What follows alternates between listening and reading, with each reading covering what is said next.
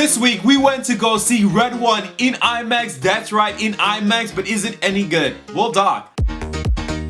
Hi, how you doing today? It's Just Jess here. Hope you're having a good day. And today we just went to go see Red One in IMAX, but is it worth it in that format? Honestly, probably not. It's not filmed or shot for IMAX. You see the black bars in the top and the bottom. You don't get the extended screen aspect ratio. However, you still get the proprietary sound that provides powerful in-depth audio experience. And to be very honest with you, this is probably the only plus thing about this. It's seeing this in IMAX. Normal format is fine for this movie. I don't know, seeing this in IMAX, it is a fun, dumb time, but it's not like, oh my gosh, it's amazing, like it's a necessity like we normally talk about with other movies on this review channel. Red One is an action-adventure comedy movie with an A-list cast releasing in theaters in November, way too early for the icy, wintry Christmas season. It stars Dwayne "The Rock" Johnson, Chris Evans, J.K. Simmons, and Zoe Hollow. 24 hours before Christmas, Santa gets kidnapped by some mercenaries. As the leader of the elf, think of it as like the president's security system, you know, like personal agents. The leader of the force, Dwayne "The Rock" Johnson, gets his units back and tried to assemble in order to retrieve Santa back from the mercenaries. Unknowingly and unwillingly, they need help from Haka, who can find literally anyone in the world, so that leads them to find Chris Evans, and their dynamic duo is pretty cool. From the outside looking in, even though we have A-list terms of talent, will they be able to work together in order to try to retrieve Santa from mercenaries from evil right before Christmas? Find out as we talk about it. Despite the critics giving it a lower score, I necessarily don't agree with them. Hence, I also don't agree with the audience. At the time of recording, the critics are giving it at 33%, but the audience are giving it a 90. I don't think it's a 90, but I don't think it's 33%. It's way more better than the critics are giving it out to be. I mean, this is a fun, dumb, good time at the theaters. Basically a primer for the icy, wintry Christmas season. Don't expect this movie to win any awards or have amazing storytelling. It's just a feel-good popcorn flick. Basically way too early, like I said before. Way too early. I don't know why. This is basically like Beetlejuice.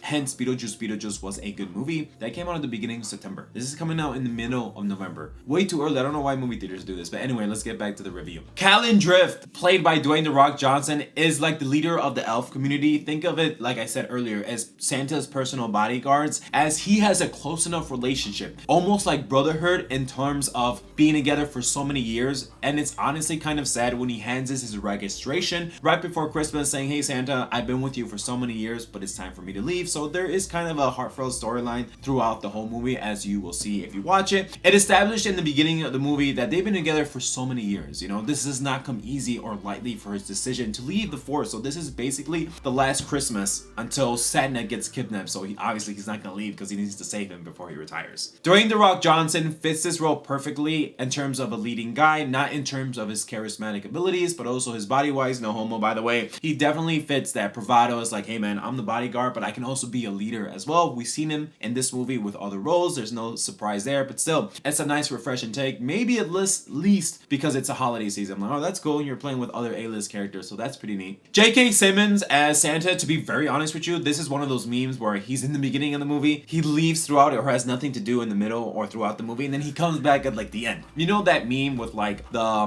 what's that movie called? Hangover, where there's like the group of four? This is one of those guys. He starts in the beginning, he does like 1% of the work, and he's there throughout, but he has nothing to do because he's kidnapped, and then he comes at the end. I'm like, alright buddy, that's your role, that's cool, but still, seeing that brotherly moment with Dwayne "The Rock" Johnson is cool, although it's few and far between. Chris Evans, although that character is actually fascinating. He seems like the everyday type of guy. He's definitely on the naughty list. However, he's nothing like you've seen him from the Marvel movies. He's not a superhero in that sense. If anything, he makes some evil decisions. He has problems with his son. He's divorced, so he's forced to work with Mr. Callan Drift, with Dwayne "The Rock" Johnson, which makes for some comedic takes. As to the extent of both of them, one of them's on the naughty list. He's like, yeah, you know, I'm doing my own thing. I'm trying to get through life. And then Dwayne "The Rock" Johnson is like, you're on the naughty list. You know, you're supposed to do this, this, and this. And I'm like, oh my gosh, it's not that amazing, but it's actually kind of funny having these guys having their chemistry aligned. I mean, yeah, they do have some chemistry. They do have some brotherly like friendships and stuff, but it's not like amazing, you know? Oh my gosh, it's like that. The movie slowly inches you to their uneasy alliance as their personal growth throughout the movie. I mean, yeah, it starts to start a storyline other behind the action adventure, you know, fighting, gunslinging, flinging, whatever.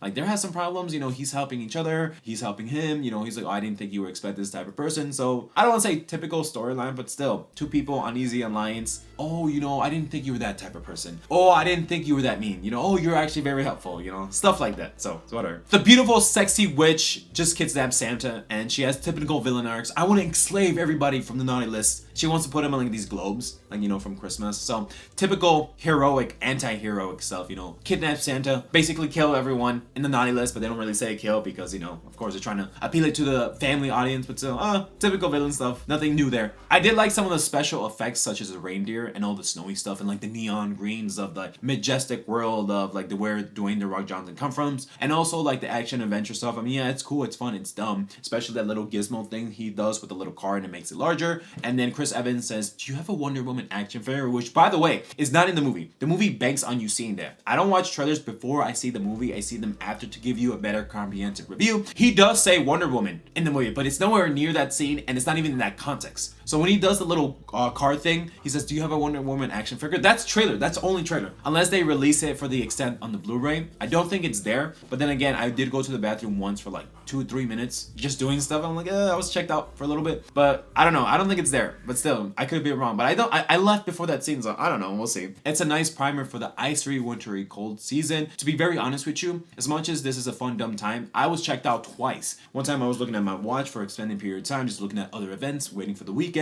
When I went to the bathroom that one time when I was telling you, I was just texting people. I don't know why. Like, yeah, it's a fun, dumb time, but I was just like, I don't know. It just didn't capture me the way it needed to be. You know, basically I use the bathroom, wash my hands, and run back out. This time I use the bathroom, wash my hands, and I use my phone. And I was like, damn, you know, I actually will say that in a review. I'm just like, I'm not trying to be rude. I'm just letting you know. It did have me check out for a little bit. Although the fun action sequences are fine, just chasing stuff, but it's like, this is typical action adventure or holiday stuff. And I don't want to say like it's typical in terms of the bad way, but it's definitely not as bad as those critics are giving it out to be. At the end of the day, I'm gonna give this a C-, so definitely like those critics are saying, but not like the audience saying too. I'm not gonna give it an A, but it's not a 33%. I think a C- is kind of right. If you made it this far, I really appreciate you so much. Maybe consider hitting that like button and turning on notifications so you never miss a video. With that, take care, bye.